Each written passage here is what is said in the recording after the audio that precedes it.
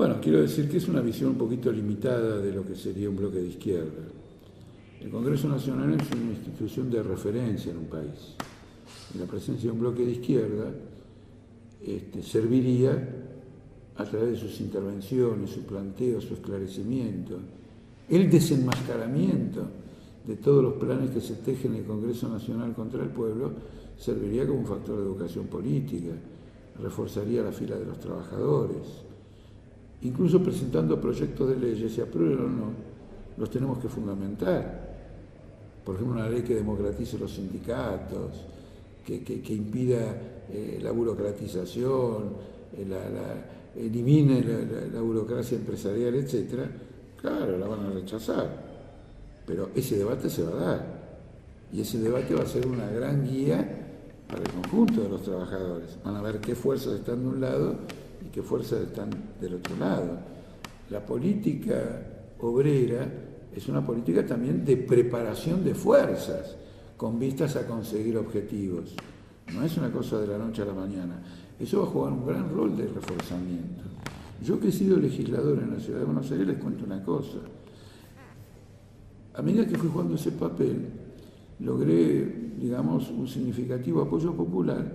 Entonces los bloques mayoritarios trajeron una propuesta de reducir el tiempo de palabra de los diputados y terminaron aprobando un reglamento que le daba la palabra 15 minutos solamente. En el Congreso Nacional se cercenó la libertad de expresión. ¿Por qué? Porque estábamos haciendo uso de esa libertad de expresión para ilustrar muy enérgicamente y clarificar al conjunto de los trabajadores, de la juventud, de toda la población laboriosa de un modo general. De todos modos hay otro aspecto que hay que tener en cuenta. Eso de que no podemos aprobar leyes bajo ningún tipo de circunstancia porque somos un bloque minoritario es una forma muy limitada de ver la realidad. Porque ustedes han visto que los bloques oficiales se están rompiendo todos. La Unión Cívica Radical no existe y el peronismo tampoco. El peronismo está dividido en 4 o en 5. Los radicales están mezclados por un lado y divididos por el otro. Eso se va a reflejar también en el Congreso Nacional. No van a poder actuar como un grupo compacto. Y al no poder actuar como un grupo compacto, no van a tener la eficacia que siempre han tenido para impedir avanzar proyectos populares. Si nosotros aprovechamos que ellos están cada vez más divididos, porque no saben qué hacer frente a la crisis del país, y nosotros que venimos subiendo, porque ingresamos al Congreso Nacional, si juntamos eso con el hecho de que este bloque de la izquierda, cada vez que haya algo verdaderamente importante, va a movilizar a los trabajadores para conseguir eso que es importante, la presión popular, la división del adversario. Vamos a ver cuántas leyes o no va a conseguir el movimiento obrero y el bloque de izquierda, aún siendo minoritario. Quiero aprovechar esta pregunta también para hacerles una descripción del mapa político, de las relaciones políticas que el Frente de Izquierda ve por delante en su lucha en los próximos 2 años.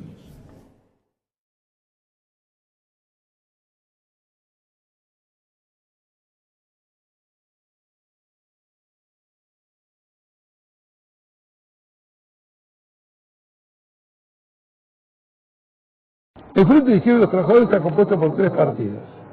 Esos 3 partidos tienen sus estatutos. No conozco al detalle los estatutos de los otros partidos, me doy cuenta ahora, lo voy a leer con cuidado, porque yo tengo que estar informado de cómo son los estatutos. Pero hablemos de los estatutos del Partido Obrero. El estatuto del Partido Obrero obliga a hacer un congreso por año. Creo que vamos por el congreso número 24. Es un número respetable. Y en esos congresos se discuten los problemas nacionales, internacionales, del movimiento obrero y la juventud, y sobre la base de la discusión se elige un comité nacional. Sobre la base de la discusión. No se mete un voto en una urna en silencio, sin abrir la boca. Sobre la base de una discusión. Al año siguiente se repite ese procedimiento.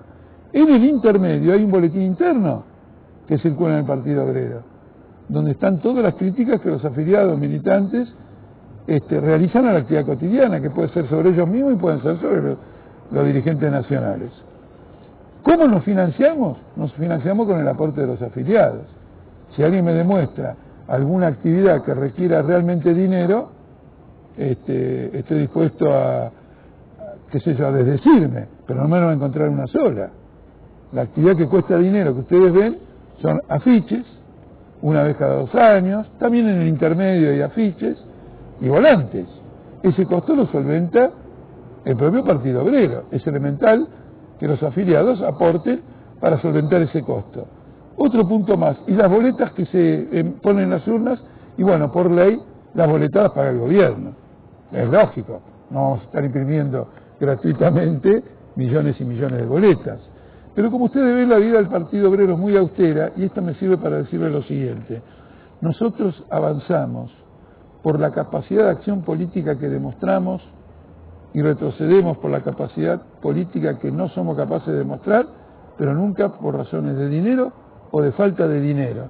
No avanzamos por dinero, porque no corrompemos a nadie, y cuando no tenemos dinero, multiplicamos nuestra actividad, multiplicamos nuestro sacrificio, y los años de la dictadura militar son testimonio de cómo se defiende un partido y cómo lucha un partido, y saca una prensa un partido, y saca volantes un partido bajo un régimen de terror, de campo de concentración y de tortura.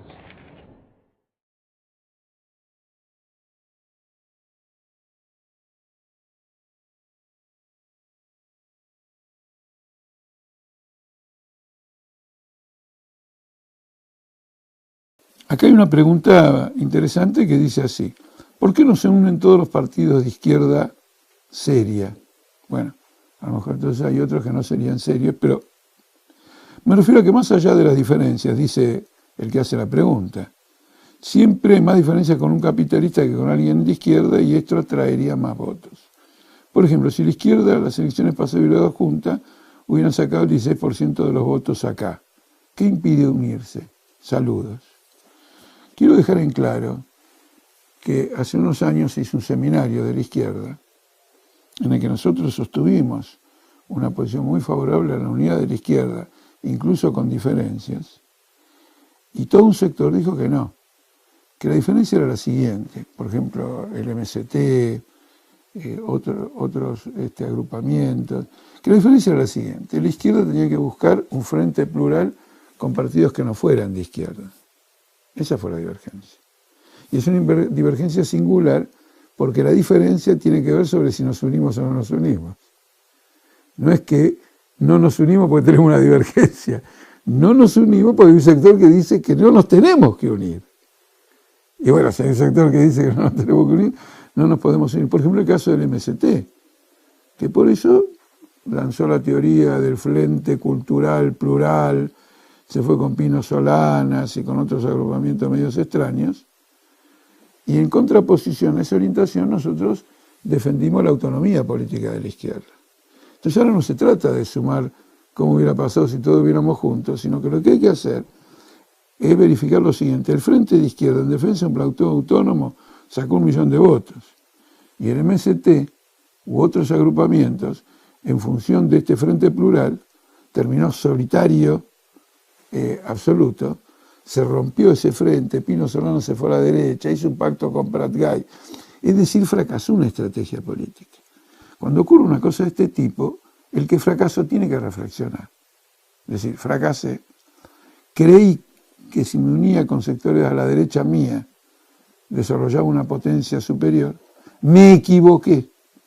Los que se unieron al margen de la derecha por completo y formularon un planteamiento autónomo, llegaron al 1 millón de votos y hoy se están desarrollando como una alternativa política, y a partir de ahí, naturalmente, que con un balance de este tipo, nosotros les abrimos los brazos y de ninguna manera nos opondríamos. Quiero introducir aquí otra pregunta: ¿por qué no hace una alianza con Zamora?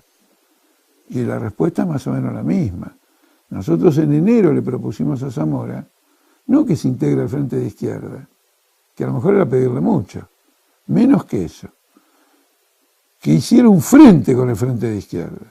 Y ustedes miren la magnitud de la concesión: un frente de partidos estructurados en casi todo el país que va a una persona y lo eleva a la categoría de que haga un frente con un frente.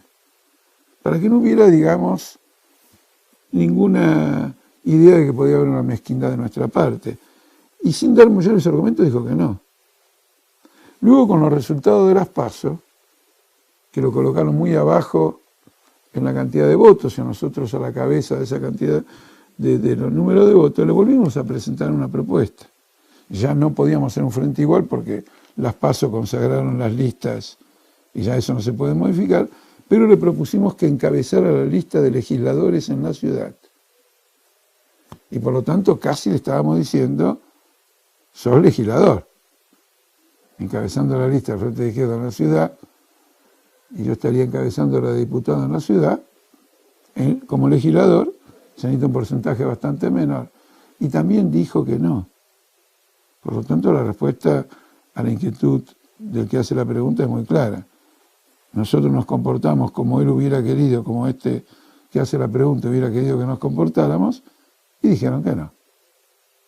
Y entonces ahora Zamora está solo, más solo que antes, no tiene ninguna perspectiva, y nosotros, si pudiéramos avanzar apenas un poco más en la cantidad de votos, llegaríamos a consagrar 6 diputados en un conjunto de provincias y distritos.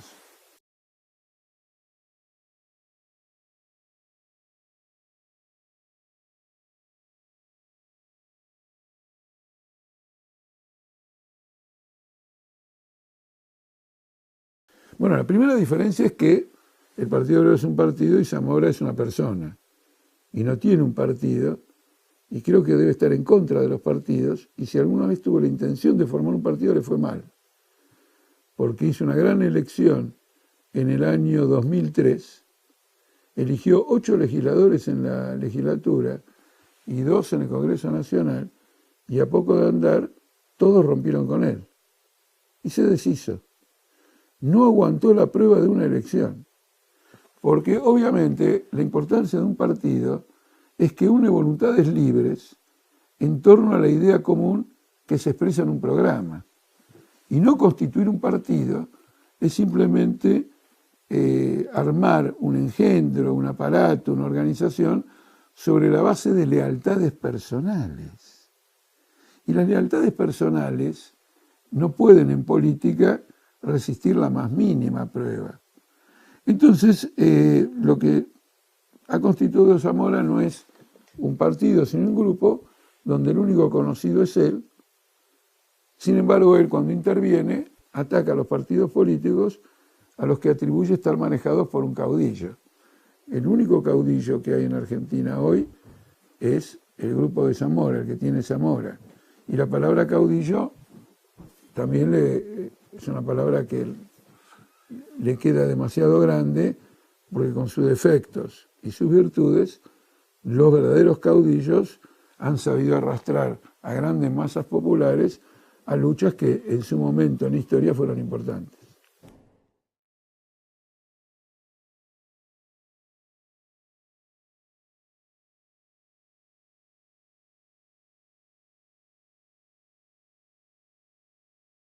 Bueno, así presentada está bien, es una pregunta respetuosa y todo lo demás. Quiero decir lo siguiente, no se trata de un brindis con Chiche Helblum. En la mesa de redacción de Radio Mitre, cuando estaba Chiche Helblum, que había muchos periodistas. Y Chiche Helblum, que había hecho una campaña de que no íbamos a pasar las PASO de 2011, me hizo una apuesta, que luego me invitó a hacer el balance de que sí pasamos las PASO en aquel día.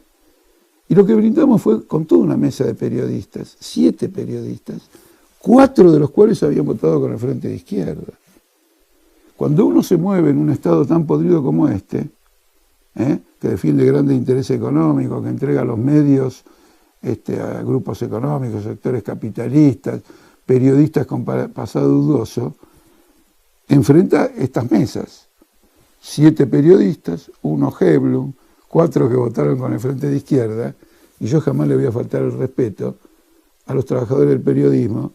El Partido Obrero tiene una lista, apoya una lista multicolor en el gremio periodístico, organiza a los periodistas con sus patronales, y cuando va a las redacciones o a las radios en función de entrevista, tengo una actitud muy respetuosa con ese laburante llamado trabajador de prensa o periodista. Si en el medio hay un Chiche Heblu, que lo saquen los que lo pusieron. Yo defiendo y saludo a los que viven de su trabajo.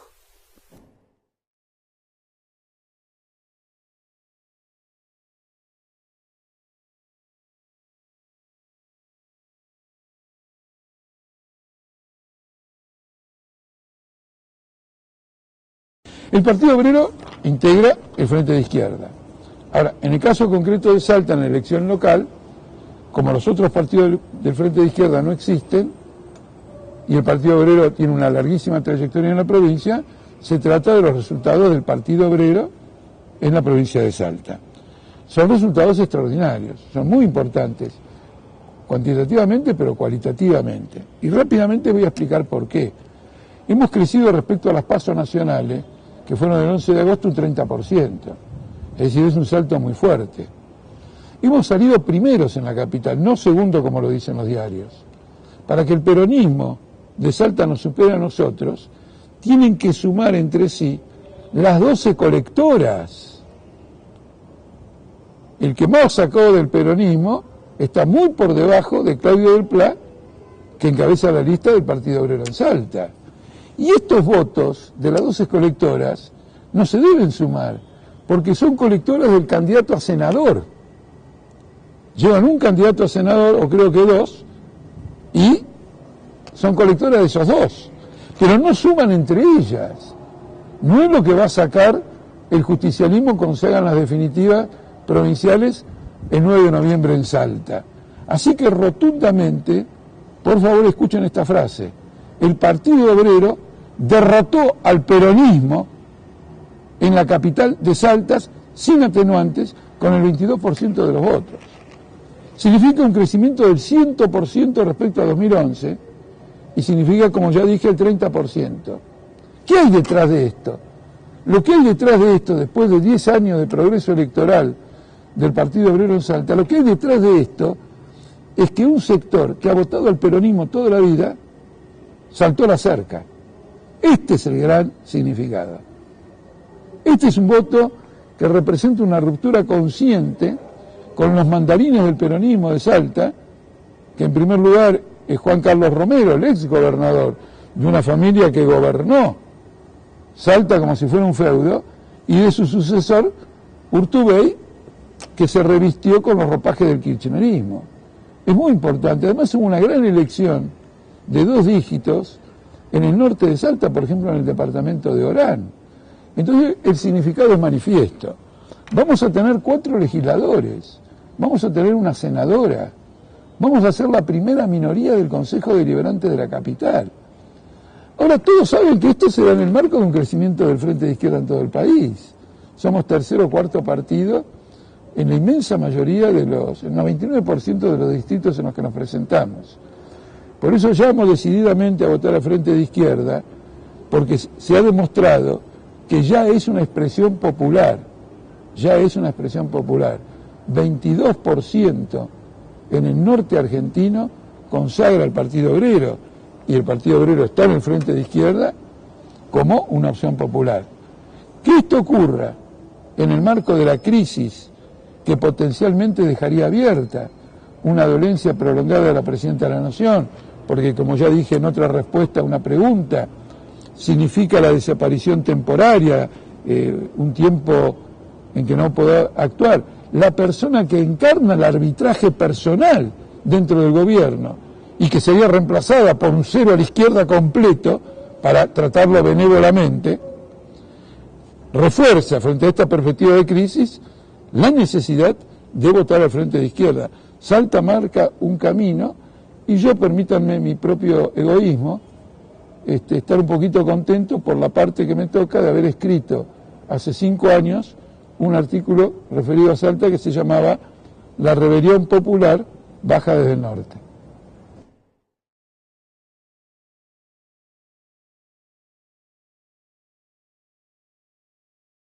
Bueno, naturalmente el siguiente aspecto que se pregunta es ir más allá de la descripción y dar una explicación, una caracterización política. Esto hay que dividirlo en dos etapas y además hay que decir que cualquier caracterización va a tener un carácter provisional. En primer lugar es claro lo siguiente, en el curso del desarrollo político que ha tenido en la última década Salta, el Partido Obrero fue desplazando sucesivamente a todo el resto de los partidos como opositores al gobierno. Y en un momento determinado fuimos la principal oposición al gobierno. Y el gobierno se mantenía sólido, firme desde el punto de vista electoral, con el caudal de votos que estaba acostumbrado el peronismo. Lo que caracterizan estas 4 elecciones es que salta hacia el campo del Partido Obrero en sucesivas cuotas, en 4 cuotas, el electorado peronista. Probablemente la mitad del electorado peronista, pero si queremos ser más modestos, digamos 35 o 40%, se vino enteramente hacia el Partido Obrero.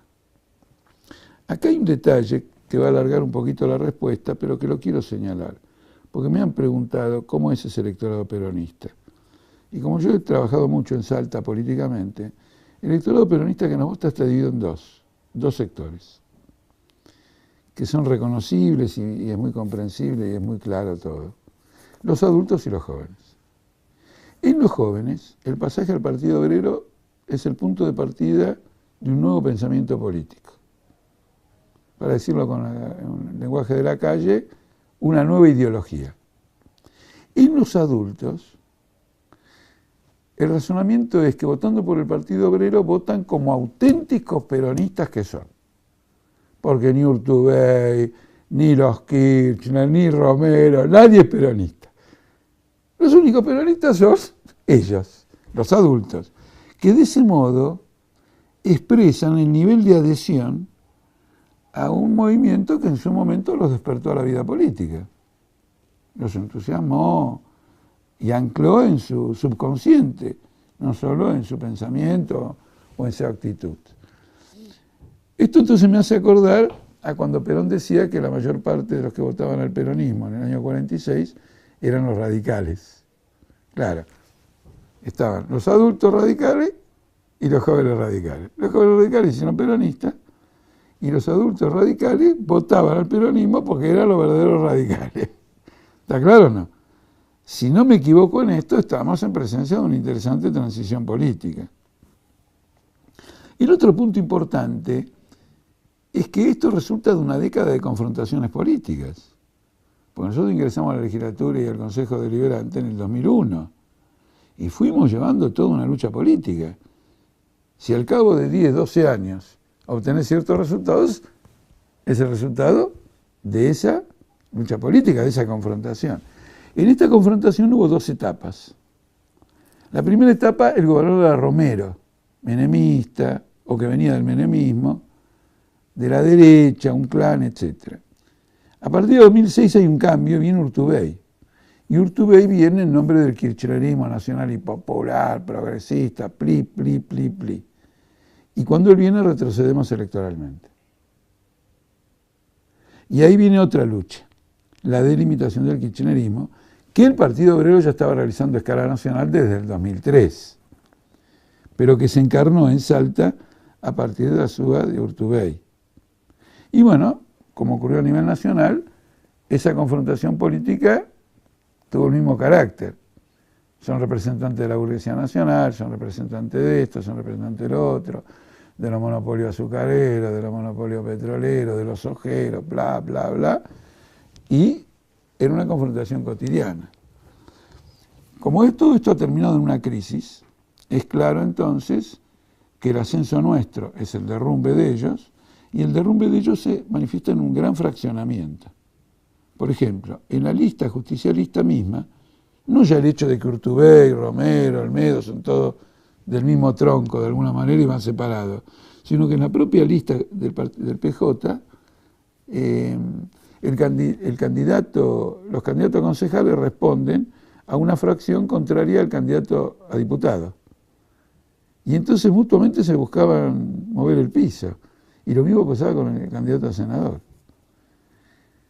Ahora uno dice, bueno, entonces ustedes crecieron porque los demás... Bueno, pero así son los procesos políticos de cambio. Los procesos políticos de cambio consisten en que uno se cohesiona ante una crisis y el otro se fragmenta. Ahora, el otro se fragmenta no porque te tira una onda positiva para que vos subas. El otro se fragmenta porque no puede responder al proceso de la crisis. Y vos te consolidás porque justamente fuiste previendo y preparando la conducta política frente a esa crisis. Esto es fundamental. El hecho de que un considerable sector peronista pase a nuestro campo plantea por primera vez, lo digo con cuidado, la perspectiva de un nuevo movimiento popular en la Argentina. El peronismo no existe más, es una etiqueta, los obreros peronistas dicen no existe más, te imaginas Massa de la UCD, Scioli que era menemista, ¿no? Son todas mentiras, nadie, digamos, puede reclamar una afiliación histórica con el peronismo, y entonces aparece un nuevo movimiento popular, pero con las banderas del socialismo. Este es un propósito político del Partido Obrero. Acá hay una indicación poderosa, lo mostró la elección nacional. Otra cosa importante es la siguiente. Nosotros tuvimos como Frente de Izquierda en todo el país 1.200.000 votos, 1.300.000 votos el 27 de octubre. La pregunta era, bueno, ¿y esto sigue? El 27 de octubre, ¿y esto sigue? La elección de Salta dice que esto sigue. Y también lo indican la totalidad de las elecciones de centros de estudiantes y universidades en la provincia de Buenos Aires después del 27 de octubre, que hemos ganado casi todas. Este es otro aspecto político importante de este proceso. Después está la crisis social.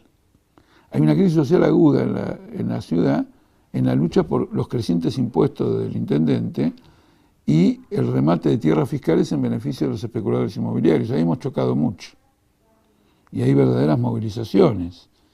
Ahora este Consejo tiene que tomar decisiones sobre este tema, porque está en el candelero ahora, no está ya resuelto. Nosotros vamos a plantear la derogación de los impuestos y vamos a plantear que las tierras fiscales sean entregadas para la construcción de viviendas accesibles a los trabajadores desde el punto de vista económico. Entonces hay toda una confrontación social. Salta es una provincia donde el empleo público es relativamente pequeño, porque el 72% trabaja en sectores privados, pero es una capital donde la flexibilidad laboral y el trabajo en negro y grandes monopolios industriales con concentraciones obreras son significativos. En una escuelita que está instalada dentro del ingenio, que tiene 4 mesas electorales, ganamos las 4. Y eso es en Orán, no en la capital. Esto es muy importante.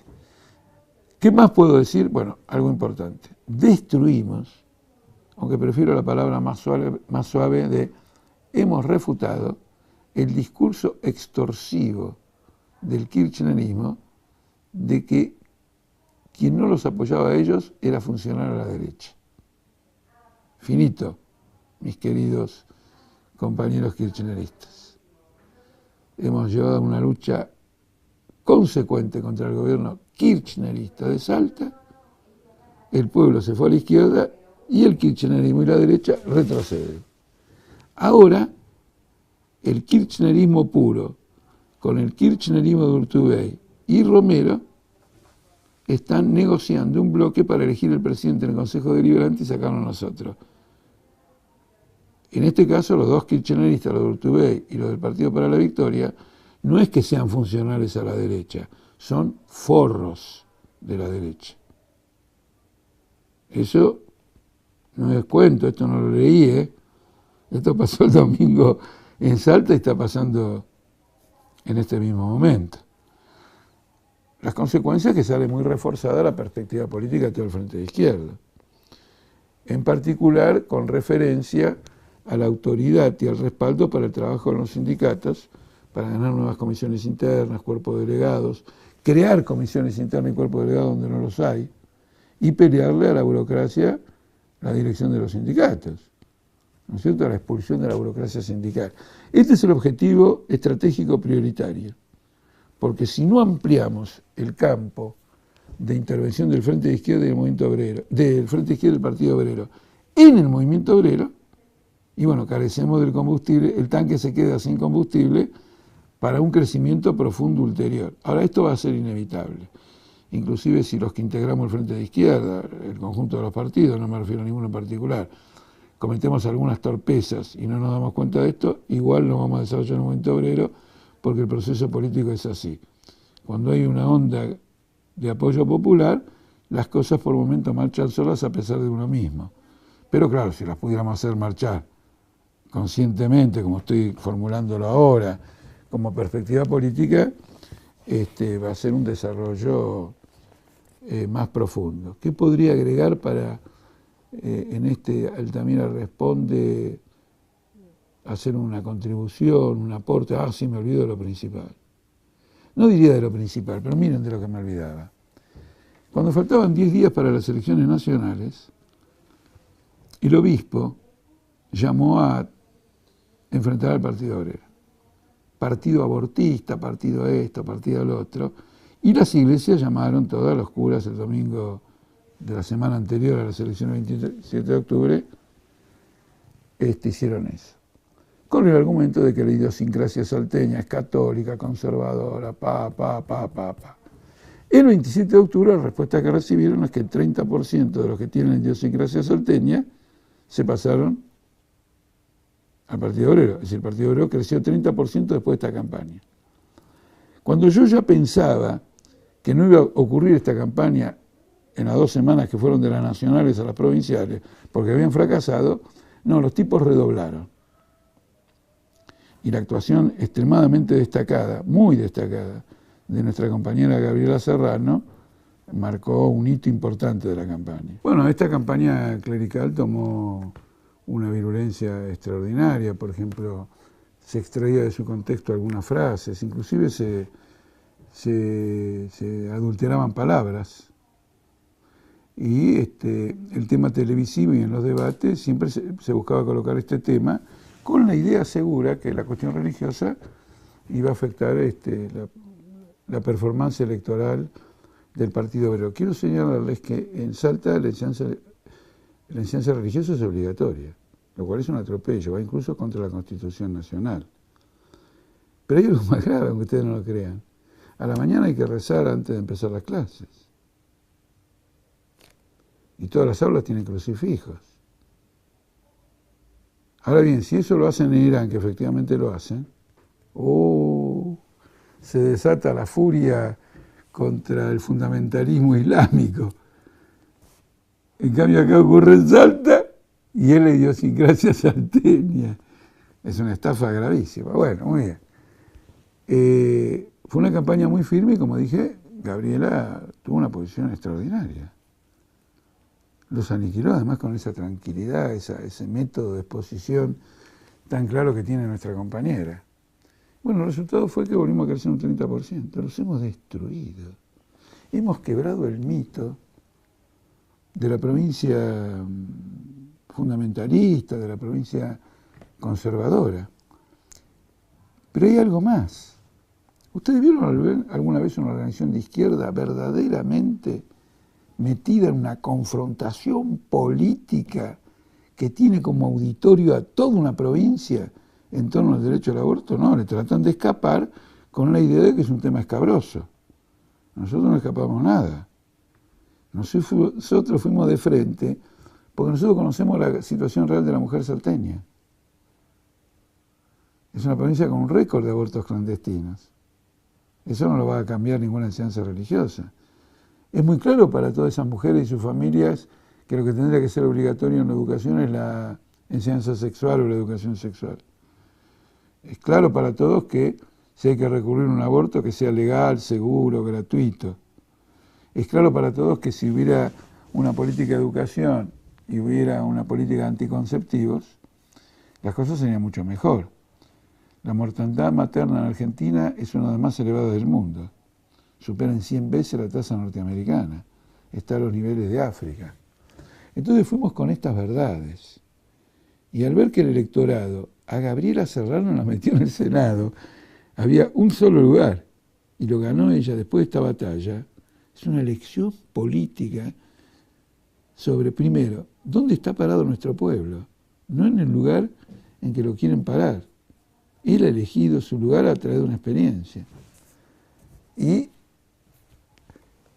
el método de exposición de las ideas socialistas, el trabajo de la unidad de los trabajadores, el respeto por las creencias de cada uno, la libertad de debate en el seno de la clase obrera, Y el llamado a los trabajadores que yo hice en el cierre en Orán y en el cierre en Salta, contra la discriminación y el maltrato a la mujer en el seno de la clase obrera. Y advertí rotundamente que si no avanzamos profundamente en la fraternidad de la relación entre las mujeres y trabajadores en el seno del movimiento obrero, no vamos a alcanzar una victoria verdadera. Y estos conceptos nos resultaron extraños a quienes los escuchaban, seguramente removió muchas cosas al interior de la gente que estaba en las plazas, en Orán o en Salta, y es un propósito que un revolucionario debe desarrollar a muerte, porque el socialismo se va creando, ¿no? Después de la toma del poder, el socialismo es una práctica que se va desenvolviendo, que es el protagonismo de los explotados en pos de su propia emancipación.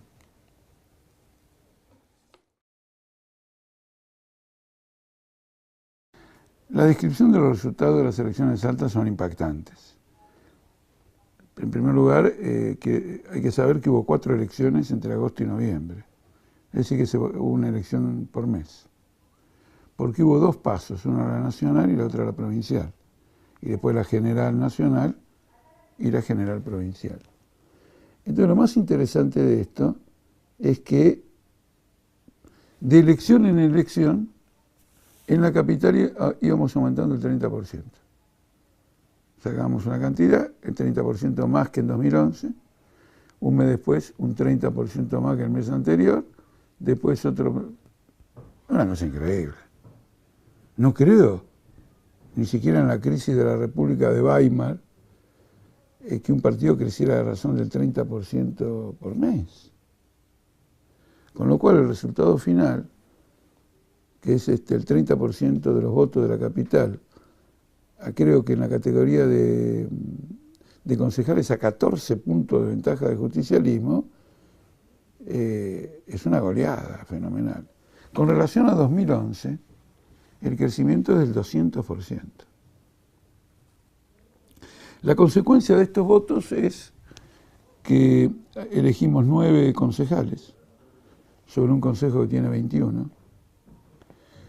Elegimos entre 4 y 5 legisladores. Depende de 25 votos. Se está discutiendo en este momento que están haciendo el escrutinio definitivo.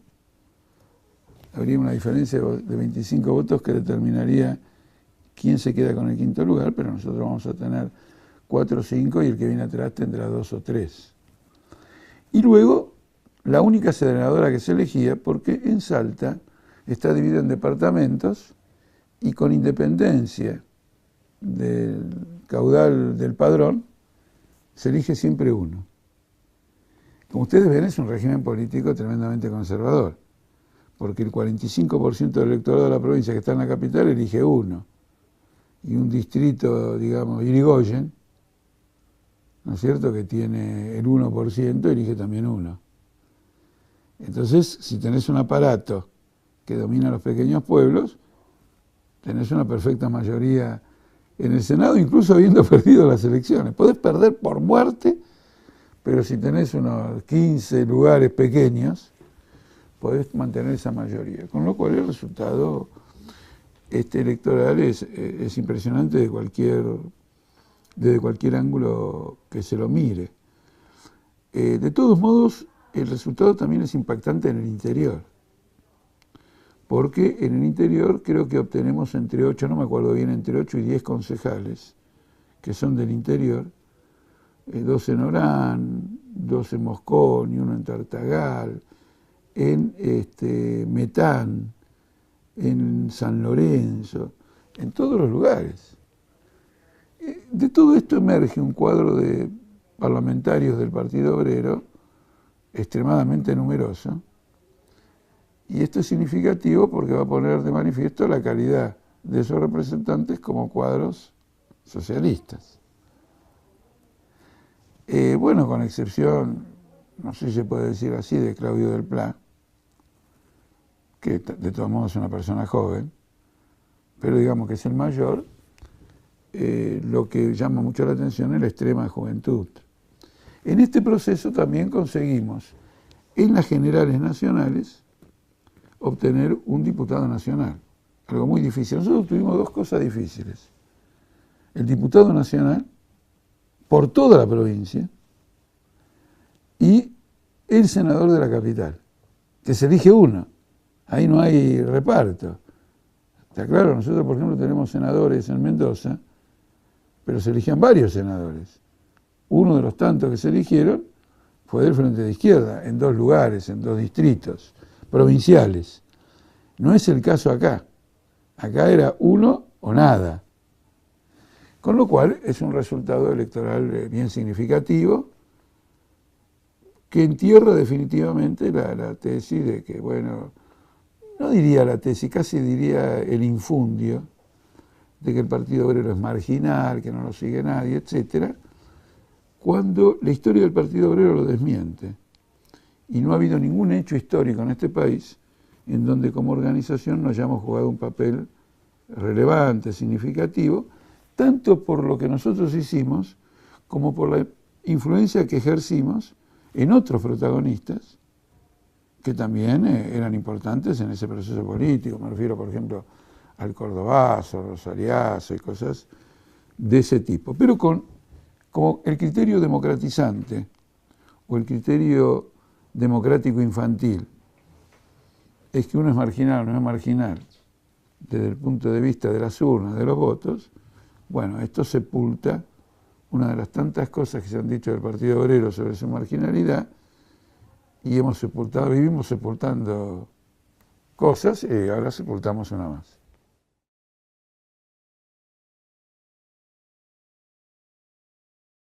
Este tema me permite volver un poquito a Salta porque ilustra toda la situación. Lo que caracteriza el momento actual es una extraordinaria fragmentación del oficialismo y una extraordinaria fragmentación de la oposición.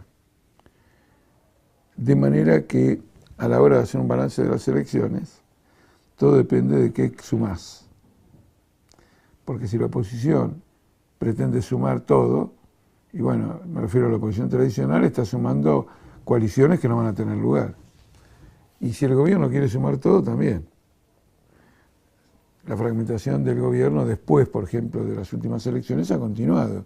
Hubo intendentes que estaban con el gobierno, después que vieron los resultados, digamos, se han ido y se quieren colgar de lo que entienden que podría ser la alternativa triunfadora más adelante. Y de cualquier manera, por ejemplo, Massa no deja de ser una expresión local. ¿Cuál es la importancia de esto? Cuando analizamos la situación de Salta, tomamos una expresión que dio Urtubey, que decía que la provincia estaba polarizada entre el Partido Obrero y el PJ. Y la frase sonaba linda, porque es muy gratificante que te digan que el país está polarizado entre el Partido Obrero, en este caso la provincia, entre el Partido Obrero y el PJ. Pero en realidad era una caracterización falsa. A Urtubey le convenía decir eso, o le interesaba decir que estaba polarizado entre el Partido Obrero y el PJ, como un mensaje a los disidentes de él y a las otras fracciones políticas de que se sumen a Urtubey, porque de lo contrario va a ganar el Partido Obrero.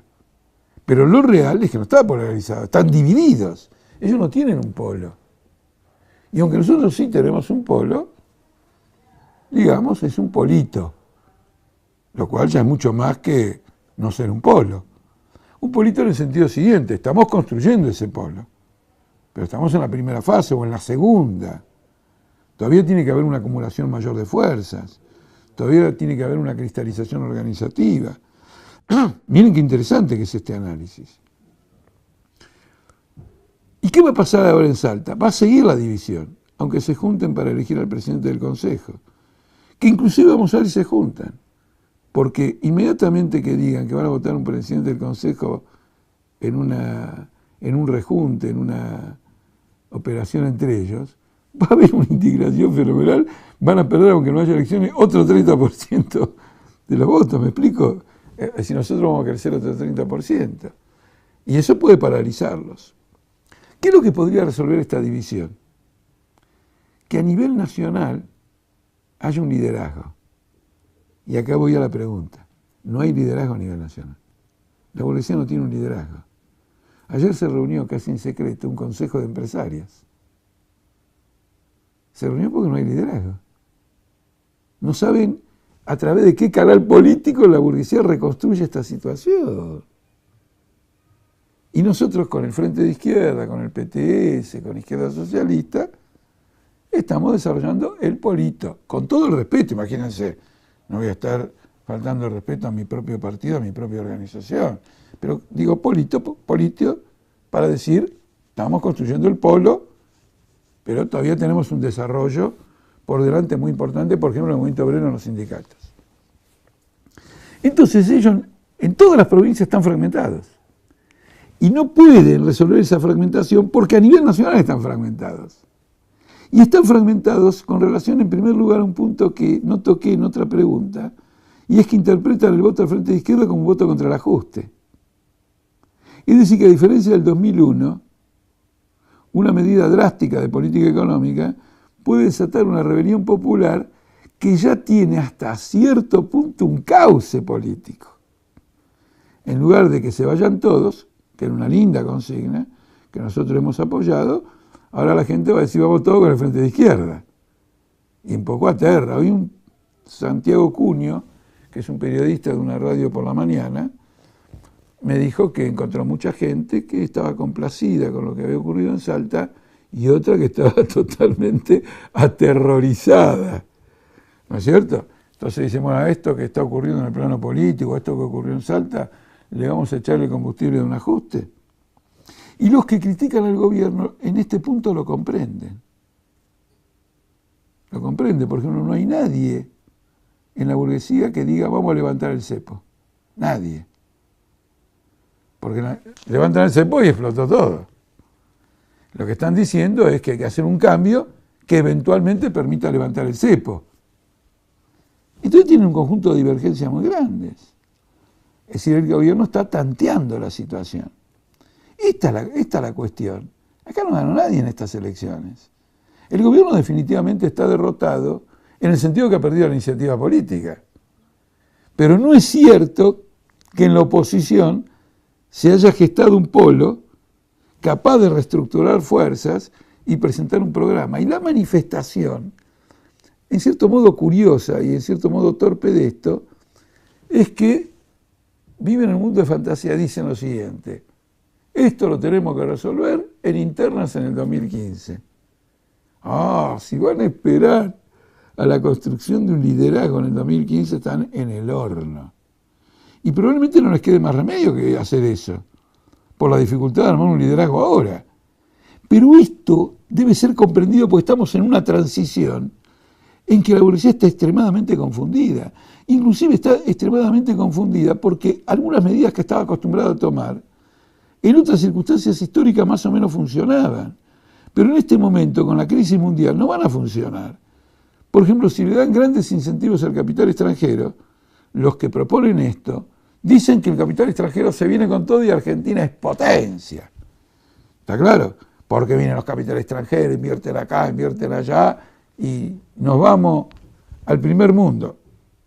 Menem Memorial. El tema es el siguiente: Brasil está en una situación de quiebra y ha adoptado todas las medidas en su momento que hoy se reclama para Argentina. Entonces es un cuadro político de una gran impas.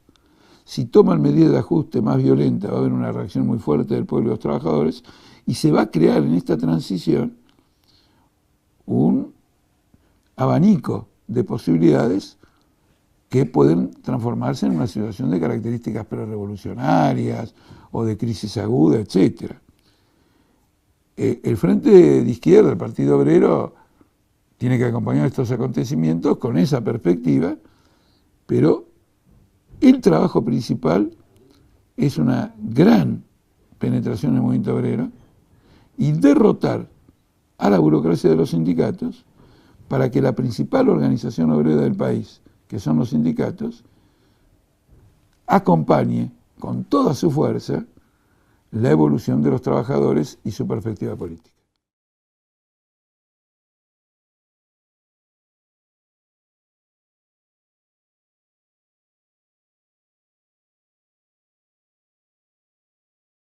Bueno, toda crisis es un momento de ruptura de la organización social existente y en el caso del capitalismo plantea una cuestión insoslayable. ¿Quién va a ser expropiado como consecuencia de esta crisis? Si van a ser expropiados los trabajadores, de su salario, de su conquista, de sus derechos, de sus jubilaciones y, por qué no, de sus viviendas, como ha ocurrido en la mayor parte de los países que han sufrido esta crisis, o al revés, los trabajadores se defienden de la tentativa confiscatoria del capital, confiscando el capitalismo, haciéndole pagar al capital las consecuencias de su propia crisis, que no puede ser otra que la nacionalización de los grandes monopolios y de los grandes capitales.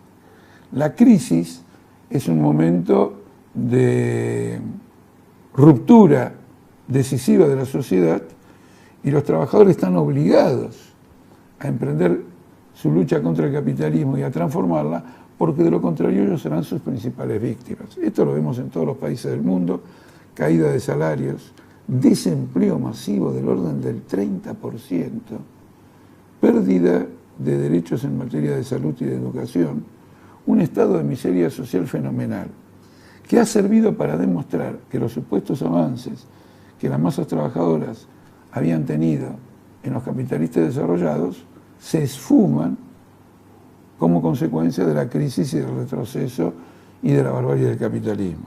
Estas crisis enseñan que la lucha de los trabajadores para terminar con la miseria social y para terminar con la posibilidad de la confiscación económica permanente que representa el capital es la lucha por el socialismo.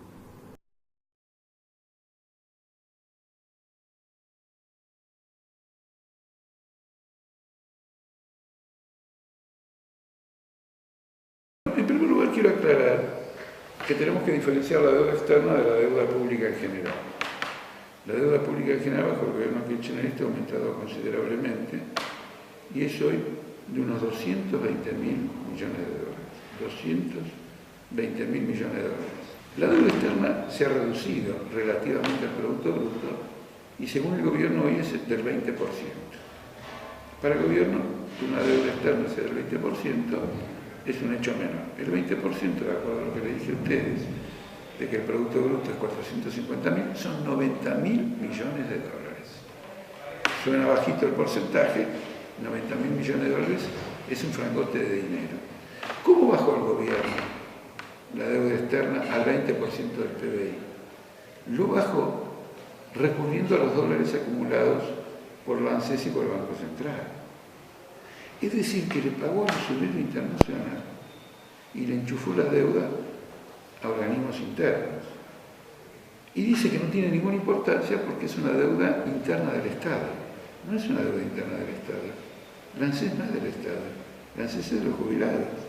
La ANSES es de los trabajadores que aportan a la caja de jubilaciones. Si el gobierno dice que no tiene la menor importancia porque es una deuda intraestado, está anunciando que no la va a pagar.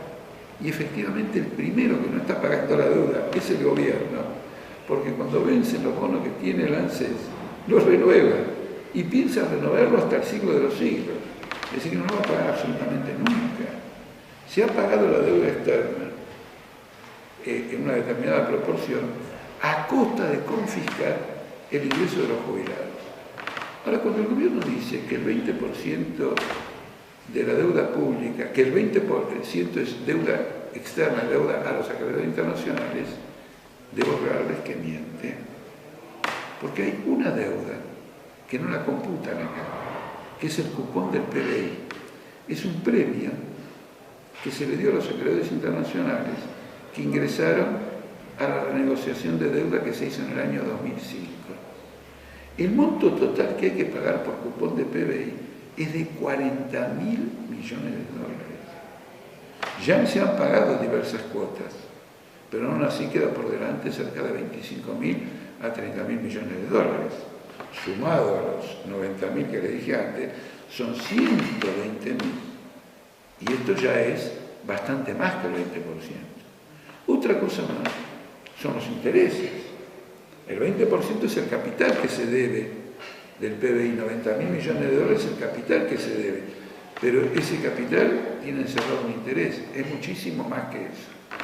Pero lo más grave de todo es que es una deuda usuraria. ¿Es usuraria por qué? En primer lugar, es una deuda de 50 años. ¿Quién tiene una misma deuda durante 50 años? Aquel que nunca la pudo pagar y que el usurario se la fue aumentando al cobrar, al transformar los intereses en nueva deuda y sobre esa nueva deuda pagar intereses que luego no se pagaban porque no había condiciones de pagarla. Se contraía una nueva deuda sobre esos intereses y nuevos intereses. Eso en la justicia, en el derecho internacional, también en el derecho nacional, eso se llama usura. La deuda argentina es usuraria. Y el último punto es una deuda de 50 años, de un país que declina constantemente. Es una hipoteca que la nación no puede soportar. ¿Y quién está primero, el banquero o el niño desnutrido? ¿Quién está primero, el banquero o el jubilado? ¿Quién está primero en general, el ser humano o los beneficios de las grandes corporaciones? Nosotros opinamos del ser humano. Y es una deuda usuraria, y es una deuda de 50 años. Y es una deuda cuyo grueso, ¿quién lo contrajo? La dictadura militar. Por lo tanto, no la contrajo en nombre del pueblo argentino, la contrajo en nombre propio. Y gran parte de la deuda que tenemos que pagar ni siquiera la contrajo la dictadura militar. La contrajeron los grandes grupos económicos y cuando no la pudieron pagar, el gobierno militar la estatizó a través de Domingo Cavallo. Estamos pagando la deuda de otro. Es el afano del siglo. Es la destrucción del país. ¿Qué pasa si no pagamos? No pasa absolutamente nada. Y les voy a explicar por qué no pasa. Estamos en el 8º año de la crisis mundial. Y la crisis mundial se caracteriza ¿por qué? Por el hecho de que nadie paga deudas. Y el Estado sale y pone la plata para rescatar bancos que no pueden pagar sus deudas. Es decir, nadie está pagando la deuda. Pero cuando la deuda la tiene un capitalista, que si la paga quiebra, el Estado va y lo rescata. Ahora, si la deuda la tenemos los argentinos, o la tenemos los trabajadores, nadie viene en nuestro rescate. El rescate es que no paguemos la deuda externa. Absolutamente. Y este es un problema internacional. Como es usuraria, tenemos a favor el derecho internacional. Como es usuraria, tenemos a favor el derecho, la simpatía de los pueblos. Como esto lo sufren numerosas naciones, miren Grecia, miren España, miren Italia. Numerosas naciones están quebrando bajo el peso de esta deuda financiera. La propuesta de no pagarla es una salida para los trabajadores del mundo entero e incluso para naciones enteras. Lo que pasa es que nos gobiernan mercanchifles, nos gobiernan punteros de cuarta, servidores del capitalismo. Y lo mismo vale para los opositores. El Partido Obrero y el Frente de Izquierda tienen el honor de plantearle al pueblo argentino los problemas que hay y la forma de resolverlos.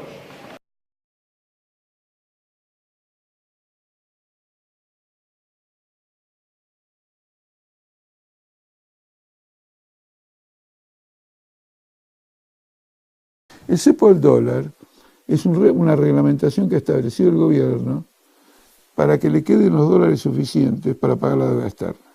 Y nosotros ya estamos en contra de la deuda externa. Imagínense si además vamos a estar a favor de medidas de excepción que afectan otros intereses, como el de alguien que quiere salir del país, viajar, hacer cosas de lo que fue, para pagar la deuda externa. Hay que distinguir el cepo al dólar del control de cambios. ¿Por qué? Porque un control de cambios bien entendido solo puede aplicarse en un país que tiene un plan para industrializarse.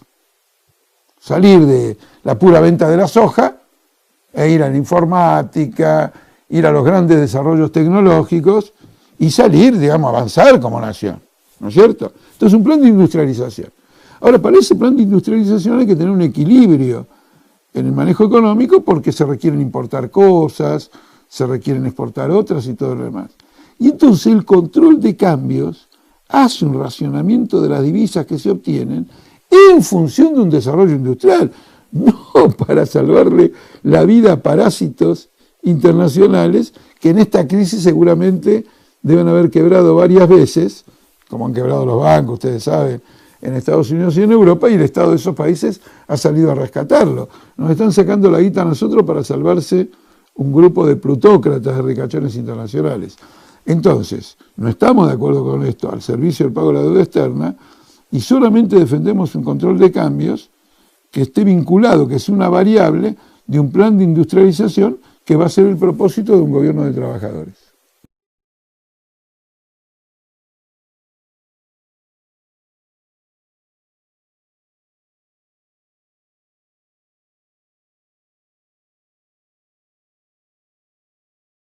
Yo imagino que quien hace esta pregunta dice lo siguiente: ¿qué tiene mal en construir viviendas? Bueno, está perfecto construir viviendas. Especulación inmobiliaria es cuando las viviendas no se construyen con el objetivo de que alguien viva en ellas, por lo menos a corto o mediano plazo, sino como una forma de reserva de valor. Tienen un terreno, ahora hay una gran especulación, quieren vender, el jueves lo va a discutir la legislatura, a precio vil, a chaucho y palitos, 500 hectáreas de tierra en Villa Lugano, que al precio que tienen, digamos, no cuesta nada, y van a terminar construyendo torres que van a vender a $4.000 o $5.000 o $6.000 el metro cuadrado. Entonces el que la compra ahora, el que la construye ahora, aumenta su capital de forma extraordinaria. No le interesa si alguien va a vivir ahí o no va a vivir ahí. Lo que a él le interesa es mantenerla para venderla en un momento oportuno en que ya el precio del suelo no aumente más y no sea una reserva de valor.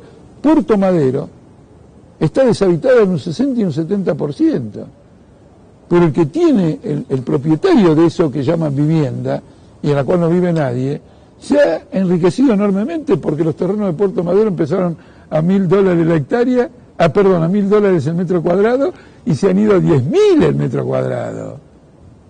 El tipo se ha hecho rico en forma fabulosa. ¿Y cómo lo ha hecho? Desarrollando un proyecto inmobiliario. ¿Quién se lo financió? Un banco. El banco, el proyecto inmobiliario, hicieron un negocio fenomenal. ¿Y quién más se benefició? Los narcolavadores. Porque el negocio inmobiliario se presenta de una manera en la que el capital anónimo se puede introducir con mayor facilidad. Entonces, eso es especulación inmobiliaria. Y nosotros opinamos que debe ser gravada con impuestos extremadamente elevados. Y en lugar de eso, las 500 hectáreas de Lugano y otros lugares donde hay para construir o hay para renovar viviendas, sean reservados para construir viviendas para trabajadores, viviendas para gente que realmente las va a habitar. Y eso no es especulación inmobiliaria, y eso resolvería, por lo menos digamos en la ciudad de Buenos Aires, un déficit habitacional gigantesco. Porque cuando se habla de 150.000 familias con falta de viviendas, en gran parte se refieren a las poblaciones que viven en las villas. Pero lo mismo ocurre con un departamento de 4 ambientes donde viven 8 personas, la abuela y los nietos, además del núcleo central de la familia. Esa gente de clase media necesita otra vivienda. Y la condición para otra vivienda es que el precio del suelo, que no lo construyó ningún capitalista, porque el suelo existe desde antes del capitalismo y desde antes del capitalismo, el precio del suelo lo hace hoy prohibitivo para un trabajador o para alguien de clase media.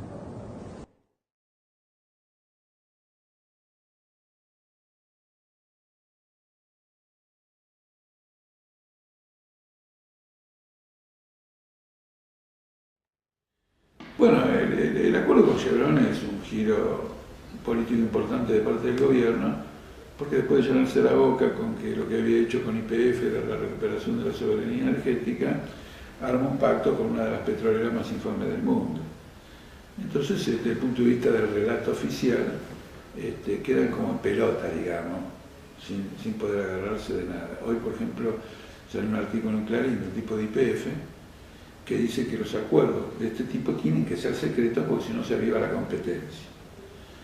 Entonces, si el acuerdo es secreto, ¿cómo puede defenderlo? No se puede defender un acuerdo secreto, porque la defensa siempre es la defensa porque algo es así, así, así, así. Ahora, como es secreto y no sabemos si es así, así, así, así, así, no podemos defender nada. Es decir, están enceguecidos, completamente. Entonces, acá hay varios aspectos que quiero tocar. El primero, que es un contrato leonino. Todo lo que no puede hacer nadie lo puede hacer Chevron. Puede exportar, hoy está limitada completamente la exportación de petróleo, y lo que recaude en dólares en el exterior lo puede dejar en el exterior. Lo está prohibido que el que exporte deje la plata en el exterior. Segundo, puede remitir ganancias al exterior. Hoy está prohibido que se remitan ganancias al exterior. Si mañana falta petróleo aquí, no exporta. Pero el que vende aquí, lo vende al precio que hay en el exterior. Es decir, que le da lo mismo que se exporte o no se exporte. Está cubierto de todo. Es decir, es un contrato leonino. Un aspecto que no se señala, por parte, por ejemplo, de los que lo defienden, es que si fuera un hecho aislado, uno dice, bueno, le dieron a Chevron un pedacito en un lugar, Dios sabe por qué. Pero como esto implica un giro en la concepción de la política económica, quiere decir que nos introduce en una tentativa de chevronizar la economía argentina. Lo que hoy es privilegio para Chevron, que los demás no tienen, y por eso es leonino, va a ser el privilegio de todo el mundo. De a poquito los mineros, es decir, que todos van a poder llevarse la ganancia, cobrar precios internacionales, es decir, nos sacan un ojo de la cara por la nafta, Esta es la crítica de fondo, digamos, a este esquema. Y por lo tanto, lo que tocamos en otra entrevista, la devaluación de la moneda. El gobierno está aumentando sistemáticamente el precio de la nafta.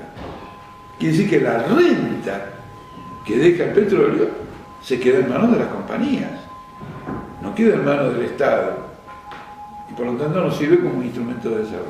Este es un aspecto, digamos, muy importante porque nos habla de la política económica futura y todo lo demás.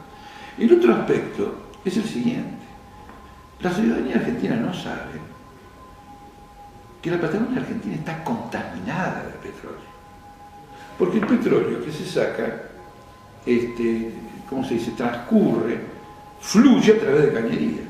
Esas cañerías están arruinadas en buena parte de la Patagonia. Y entonces el petróleo que va saliendo por esos agujeros de esas cañerías han empezado hace bastante tiempo a contaminar la superficie de la Patagonia. Ahora esto es peor, porque el método de explotación que se utiliza ahora, que es quebrar una roca con una fuerte presión de agua, puede provocar que la subida del petróleo, también a través de cañerías, contamine todas las napas de agua. Y no es que puede ocurrir eso, sino que precisamente porque ya ha ocurrido, en varios estados de Estados Unidos han tenido que cerrarlos, y en Europa están prohibidos en algunos países, por ejemplo Francia, y en otros por ahora están suspendidos. No se puede aplicar este método llamado de fracturación, o en inglés de fracking.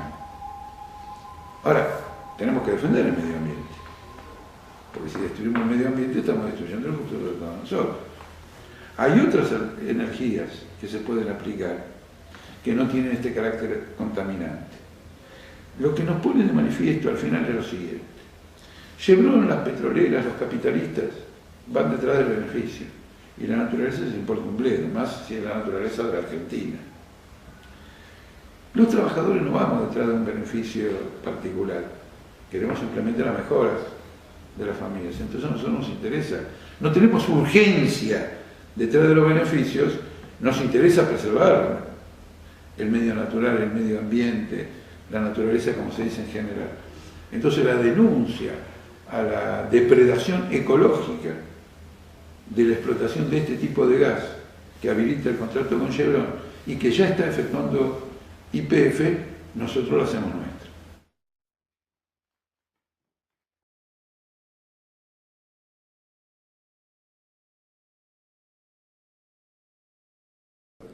Bueno, es curioso porque esta pregunta y este interrogante y este desafío, ¿quién lo hace normalmente? El gobierno nacional y popular, que de tan nacional y popular que es, nos dice: si no recurrimos a los yanquis, ¿cómo hacemos para sobrevivir? No es Menem, no es Martínez de Oz, son los nacionales y populares, Cabandier. ¡Ay, no puedo vivir sin Chevron! Sin Chevron no hay más gas. Cristina Kirchner, que ahora además se hizo papista, y no podemos sobrevivir, etcétera, etcétera, etcétera. En primer lugar, lo que hay que discutir es si a nosotros nos interesa el tipo de explotación que va a hacer Chevron, porque se trata de un método de producción que en muchos países del mundo se ha revelado extraordinariamente contaminante.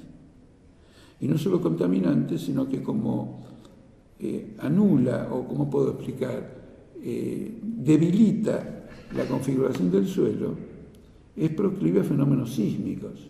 Y en este caso, por ejemplo, estamos cerca de la cordillera y cerca de Chile, donde los terremotos son frecuentes y las ondas sísmicas se expanden por muchísimos kilómetros. Nos conviene esto, porque hay países que están recurriendo a la energía eólica. Por ejemplo, Alemania ya está produciendo por energía eólica el 30% de la producción, porque después de la crisis nuclear en Japón, ha empezado progresivamente a cerrar usinas nucleares y la ha reemplazado por energía eólica. Nosotros en materia de energía eólica tenemos un privilegio inusitado, porque esos malditos vientos de la Patagonia, que para quien anduvo alguna vez por ahí sabe que no te dejan vivir, son magníficos para la energía eólica. Somos casi la pampa mundial de la energía eólica y podríamos aprovecharlo. Este es un aspecto del problema. El otro aspecto del problema es el siguiente. Cuando estamos Repsol y YPF, estaba Repsol en YPF y estaba Eskenazi, se fueron llevando en dividendos alrededor de $5.000 millones al año sin invertir nada.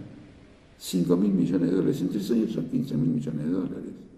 Chevron va a poner 1.200 millones. Dice que teníamos para rifar 15.000 millones y ahora el gobierno nacional y popular nos dice que tiene 1.500 millones. Hago esta consideración después de haber hecho la crítica ecológica, porque no quiero dejar libre ningún argumento. No quiero que me digan, inventaste lo de los vientos de la Patagonia para zafarle el bulto a que no tenemos recursos para explotar el petróleo. No los tenemos los recursos. Otra cosa más.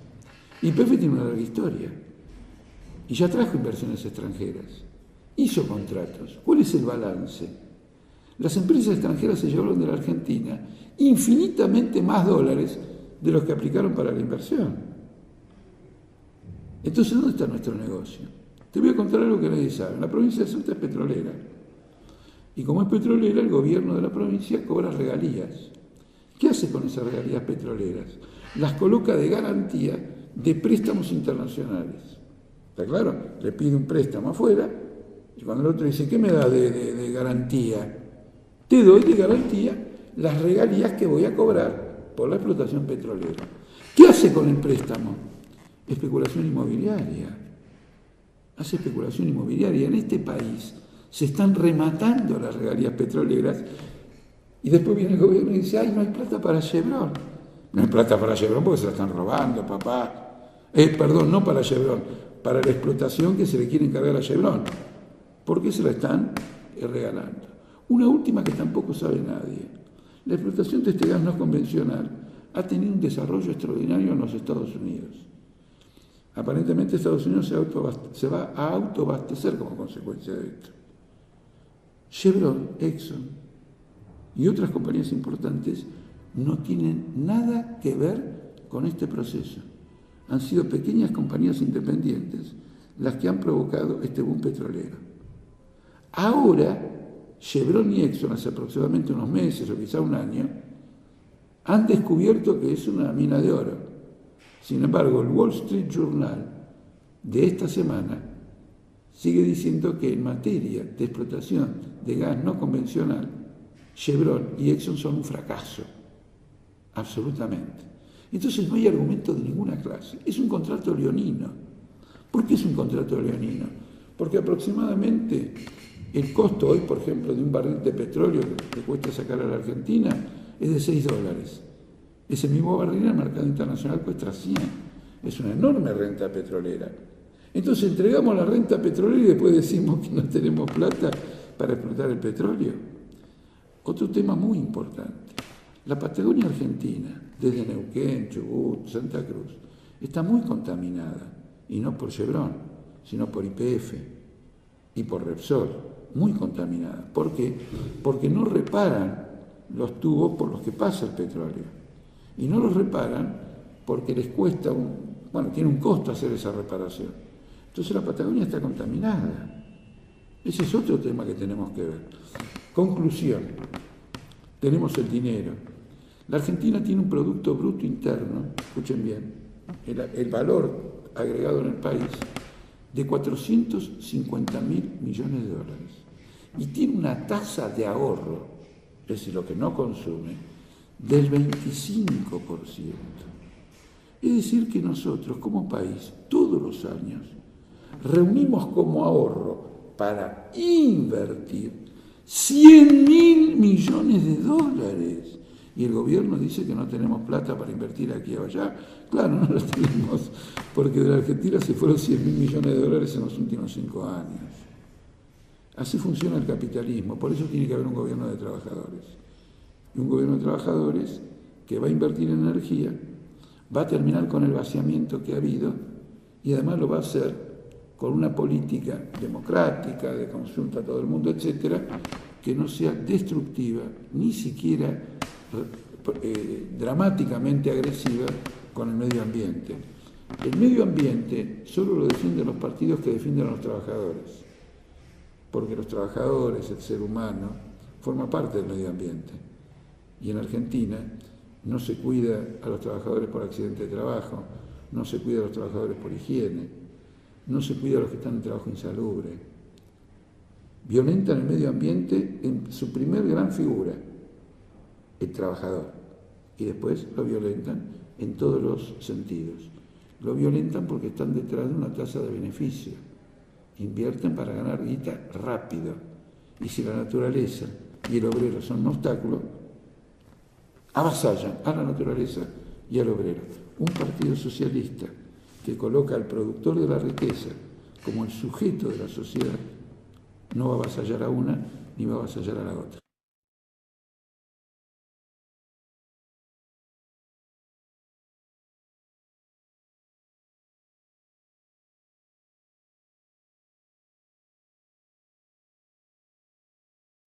Bueno, la ley de medios ha sido presentada como un hecho revolucionario, pero no tiene la más mínima trascendencia desde el punto de vista del ordenamiento de los medios de comunicación. A través de otras formas, en el pasado, el Estado buscaba regular los medios privados con algunos medios públicos. La ley de medios garantiza el derecho a la información y el derecho a la opinión a las empresas, no a los periodistas, no a los trabajadores. Les reparte el espectro y reserva una parte para el Estado. De la parte del espectro que reserva para la parte privada, busca tener allí a los sectores privados afines al gobierno. Y en la parte pública los utiliza para sostener este sistema político, que es un sistema político capitalista. No innova en lo más mínimo. En donde podría haber innovado algo es en el tercer sector, donde están las radios, televisiones comunitarias, etc. Pero no les da ninguna clase de apoyo económico para que lo hagan, y para colmo de males les pidió creo que 100.000 pesos para comprar una hoja para licitación. Yo he ido a algunos canales comunitarios que cumplieron todos los requisitos, pero como no comulgan con el gobierno no les dio, digamos, esa autorización. De manera que la ley de medios como un factor de liberalización, etc., no. Les voy a decir lo que nosotros proponemos y nos van a entender mejor. El conjunto del aparato físico de los medios de comunicación tiene que ser público. Y la gestión de ese medio que físicamente, su estructura, es pública, la gestión tiene que estar en manos de los trabajadores, tiene que estar en manos de la cultura, tiene que estar en manos del deporte, tiene que estar en manos de los artistas, tiene que estar en manos de todos los que crean la riqueza espiritual y la riqueza informativa, y tiene que proteger al periodista en la libertad de opinión. Porque nosotros somos muy partidarios de que las comisiones internas de las empresas periodísticas tengan derecho, en el medio en que trabaja, a fijar su propia posición editorial. Hoy, en este momento, en el cuadro actual, más allá de eso, somos partidarios de repartir la capacidad de transmitir las ideas al conjunto de la población trabajadora, a la cultura, al periodismo, a la ciencia, al arte. Es decir, eliminar el monopolio capitalista de los medios que procura, por un lado, un beneficio privado y, por otro lado, sostener un sistema de explotación económica y social. Esa es nuestra posición. La ley medio va en esa dirección de ninguna manera. Es un hecho realmente intrascendente.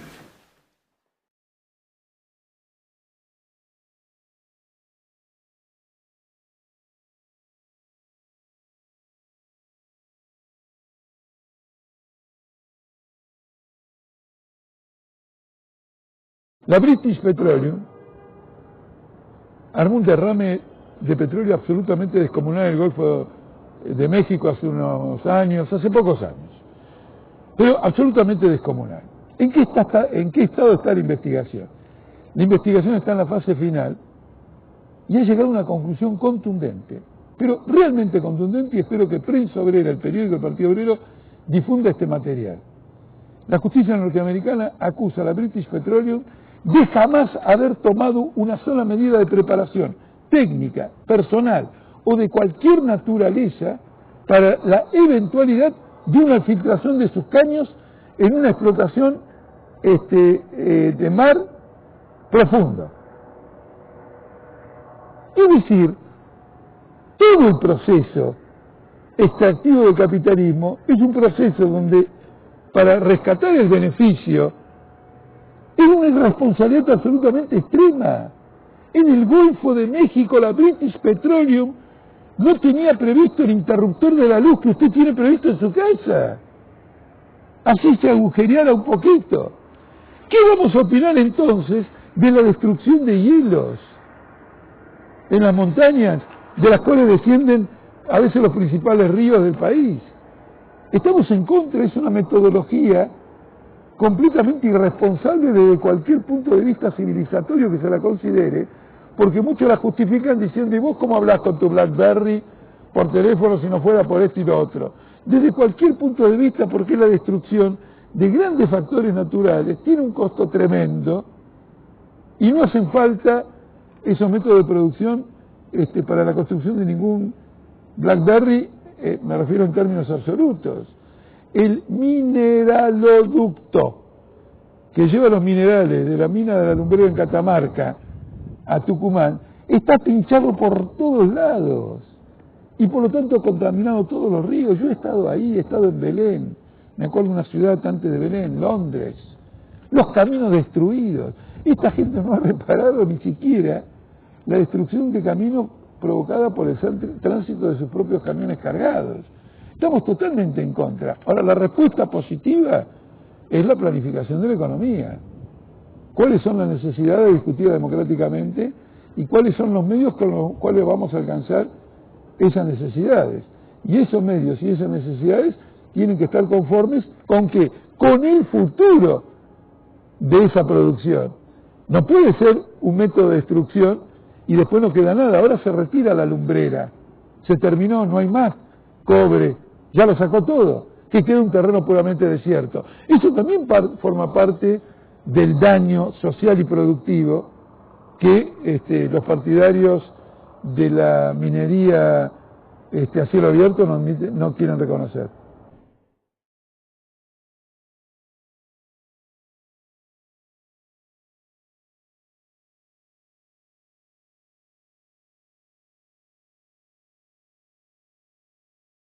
En lo esencial, la burocracia sindical, que no existe solo en Argentina, sino creo que en la totalidad de los países del mundo, esa burocracia sindical son los lugartenientes de la clase capitalista.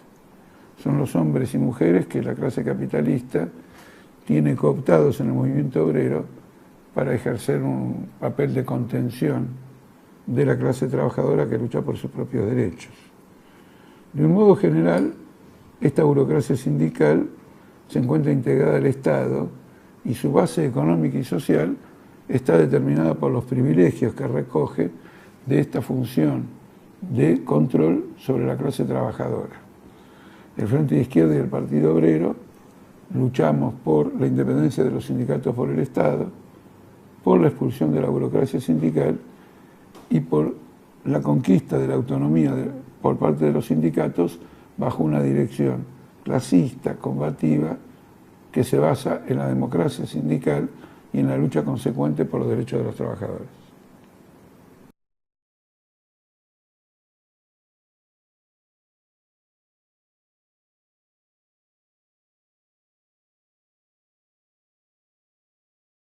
La pregunta súbitamente ha cobrado una enorme actualidad.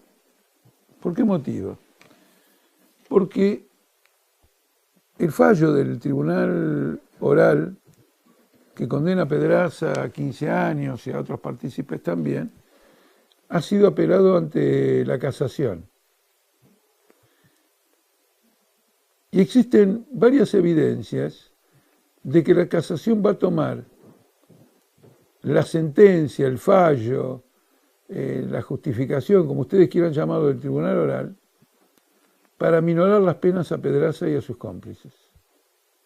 El tribunal oral, este que le dio 15 años, rechazó la caracterización que los abogados de la acusación, es decir, los abogados de la familia de Mariano y de la compañera Elsa Rodríguez, hicieron de que este era un plan criminal y que como plan criminal incorporaba la perspectiva de un asesinato.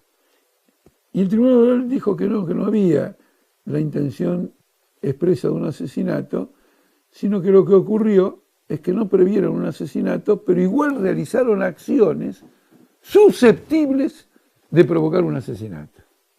Y dijeron, esto es un dolo eventual. Nosotros decíamos ser un duelo calificado. Y otro decía es dolo simple. Es decir, alguien mató a otro y ese que mató al otro tiene que ser condenado. Pero no hubo intención, no hubo nada, etc. Es decir, que se colocó en el medio este tribunal, entre el dolo calificado y el dolo simple. Si casación, ahora que el tribunal le habilitó lo del dolo eventual, considera que los argumentos del tribunal permiten caracterizar al delito como dolo simple, la pena a Pedraza cae a la mitad, y como una gran parte la hizo, y con los 2/3 de la pena puede quedar en libertad, advierto en nombre del Partido Obrero que estamos en las vísperas, no antes de las elecciones por supuesto, de una posible liberación de Pedraza y de muchos de sus cómplices como consecuencia del nefasto fallo o sentencia que en su momento criticamos de que acá estábamos ante un dolo eventual y no un dolo calificado. ¿Qué prueba que era un dolo calificado? Que la policía participaba de la conspiración. ¿Y por qué es importante que la policía participe de la operación?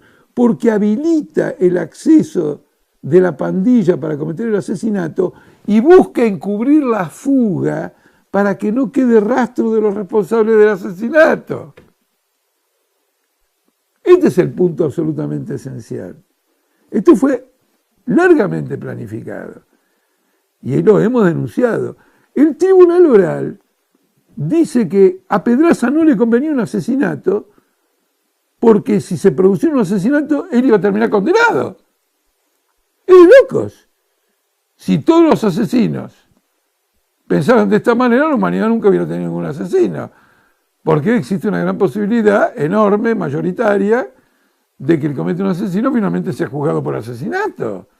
Es una falacia sin precedente. Entonces, entre una gran bambolla de que se había condenado a Pedraza, quedó metida una caracterización que, según cómo la utilice la Cámara de Casación, puede eliminar estos 15 años, en contraste con lo que pedían los abogados de la familia de Mariano y los abogados que representaban a Elsa Rodríguez, de una cadena perpetua.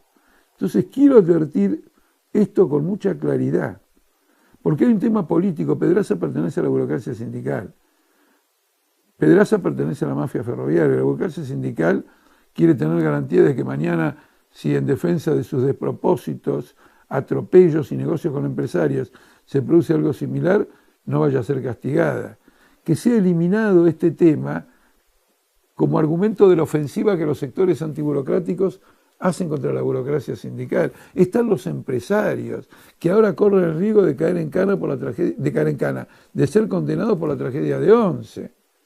Entonces hago esta advertencia en momentos en que la presidenta de la Nación vuelve a hablar del chico de Barracas, como lo hacía Berbisky cuando se cometió este asesinato, para disimular y negar que era un militante del Partido Obrero y no un chico de Barracas, y para darle a la acción de lucha de nuestro compañero Mariano Ferreira la naturaleza de un infantilismo, porque un chico hace cosas infantiles.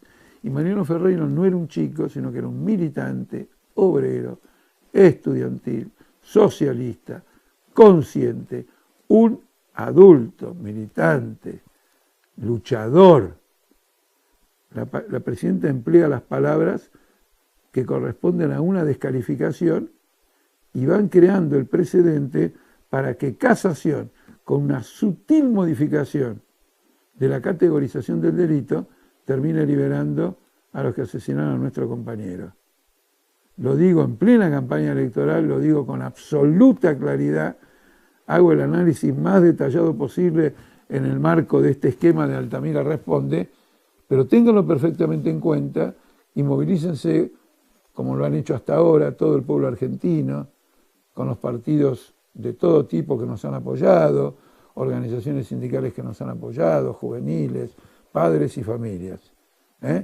Esta causa no está cerrada y la victoria que hemos obtenido hasta ahora no está concluida.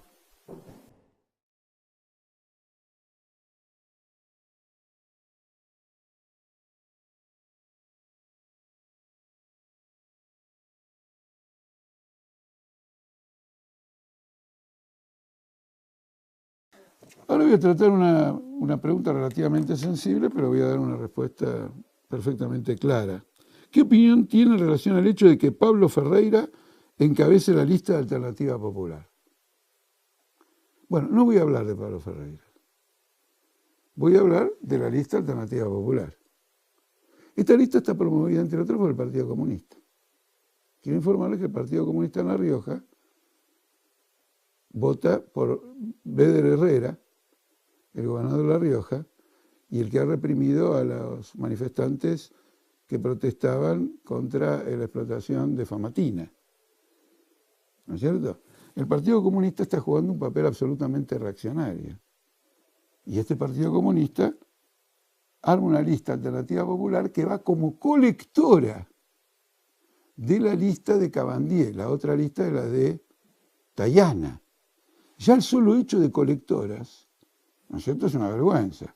Quiere decir que planteamientos que dicen que van a ser diferentes se juntan para sumar votos como puedan en función de una misma candidatura. Repudiamos las colectoras las hacen los regímenes de diversos gobiernos en Tucumán, Alperovich, etcétera, es una vergüenza. Pero además votan por los caciques estos del feudalismo kirchnerista en las provincias.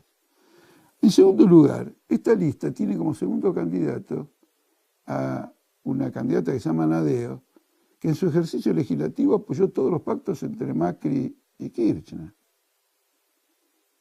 Entonces, imagínense, tenemos una pésima opinión de la lista Alternativa Popular.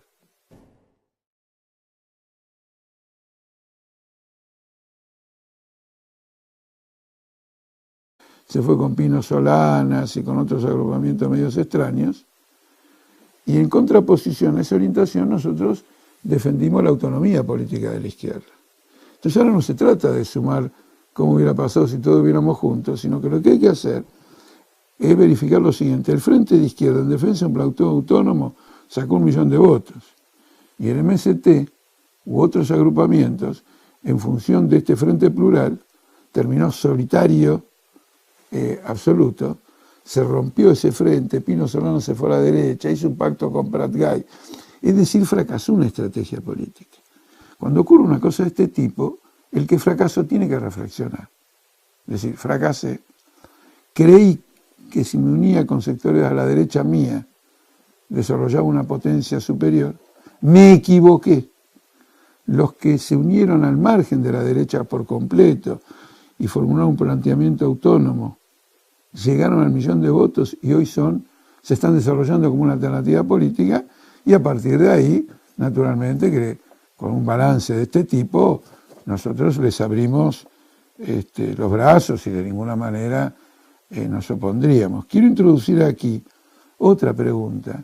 ¿Por qué no hace una alianza con Zamora? Y la respuesta es más o menos la misma.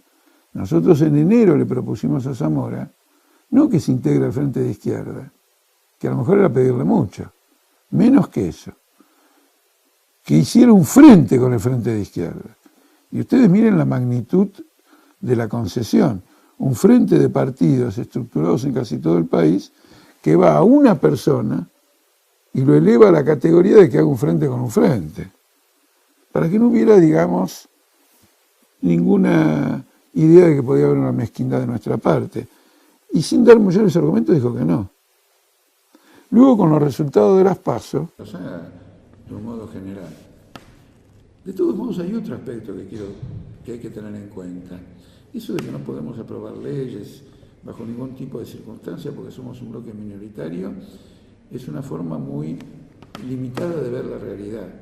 Porque ustedes han visto que los bloques oficiales se están rompiendo todos. La Unión Cívica Radical no existe y el peronismo tampoco. El peronismo está dividido en 4 o en 5. Los radicales están mezclados por un lado y divididos por el otro. Eso se va a reflejar también en el Congreso Nacional. No van a poder actuar como un grupo compacto.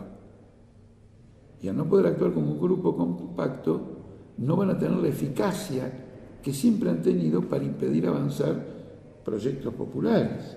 Si nosotros aprovechamos que ellos están cada vez más divididos, porque no saben qué hacer frente a la crisis del país, y nosotros que venimos subiendo, porque ingresamos al Congreso Nacional, si juntamos eso con el hecho de que este bloque de la izquierda, cada vez que haya algo verdaderamente importante, va a movilizar a los trabajadores para conseguir eso que es importante, la presión popular, la división del adversario, vamos a ver cuántas leyes o no va a conseguir el movimiento obrero y el bloque de izquierda, aún siendo minoritario.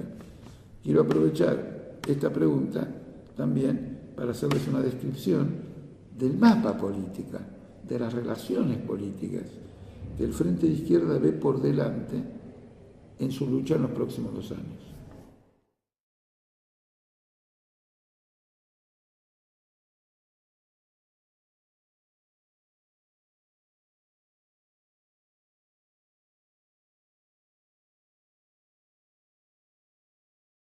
El Frente de Izquierda de los Trabajadores está compuesto por 3 partidos. Esos 3 partidos tienen sus estatutos. No conozco al detalle los estatutos de los...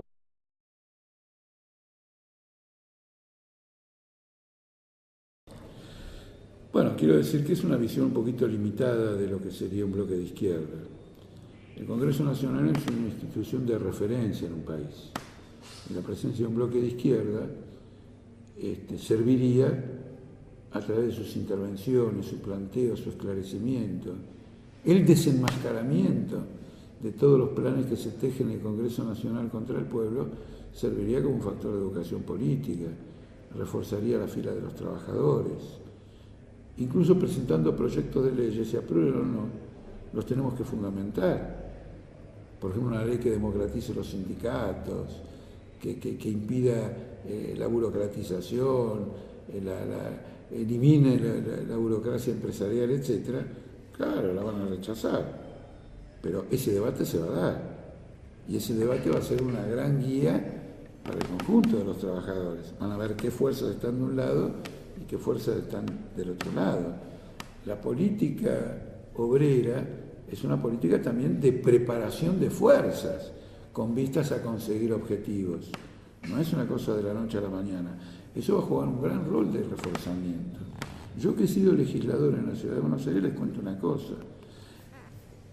A medida que fui jugando ese papel, logré, digamos, un significativo apoyo popular.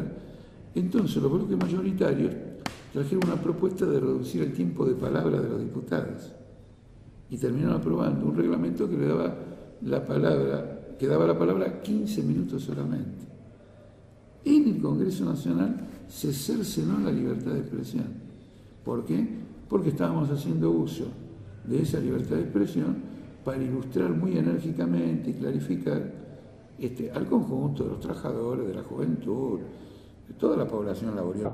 Porque no corrompemos a nadie y cuando no tenemos dinero, multiplicamos nuestra actividad, multiplicamos nuestros sacrificios y los años de la dictadura militar son testimonio de cómo se defiende un partido y cómo lucha un partido y saca una prensa un partido y saca volantes un partido bajo un régimen de terror, de campo de concentración y de tortura.